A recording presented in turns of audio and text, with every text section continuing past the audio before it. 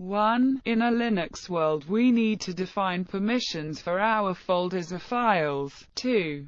There are 3 types of permissions: read, write and execute. These permissions are described with their specific numbers: read 4, write 2, execute 1. We also have 3 general types of users. Users will be in these categories: owner users, group users and other users. When we specify permissions, we need to specify them for all 3 groups of users at the same time. This can be achieved with little arithmetics. Take a good look at that table. I will explain in the next slide. 3.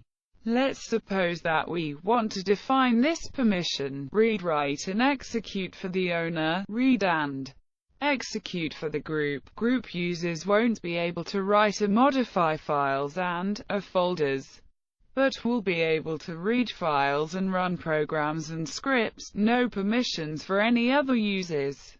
Every other users won't be able to read, write and execute anything. 4. All we need to do is to sum the corresponding numbers. 4 plus 2 plus 1 equals 7, 4 plus 0 plus 1 equals 5, 0 plus 0 plus 0 equals 0, and the command that we need to type will be sudo chmod r750r, means recursive. This means that all files and folders in working directory will change their permissions. First we will fire up our virtual server. When VirtualBox application window appears, click the Ubuntu server item, and press Start button. We will see the Grub bootloader context menu, providing us with the opportunity to choose what to do. Don't click anything here. Grub bootloader will start our server automatically.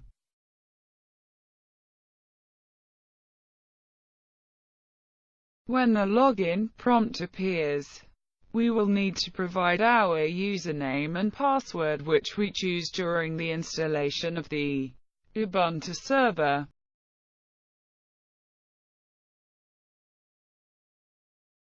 To find out in which directory we are in this moment, we can type pwd command. Translated, this means print working directory. The computer will show us the path to the directory in which we are located at this moment. Now we need to change our working directory to the server web directory, which in our case will be var www directory. If we type dir command, the computer will show us that there is only one file in this directory.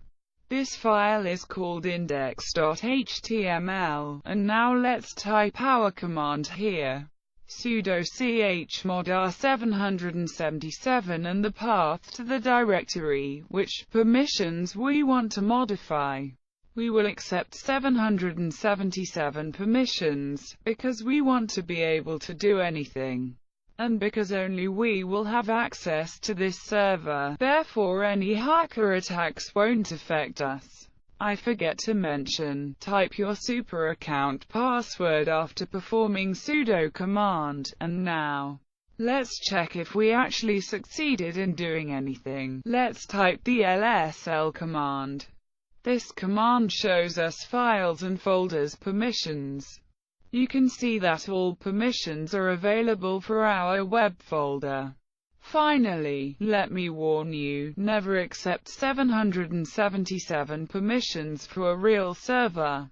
We did that just for our PHP training server. Most servers use 755 permissions, or even more strict ones.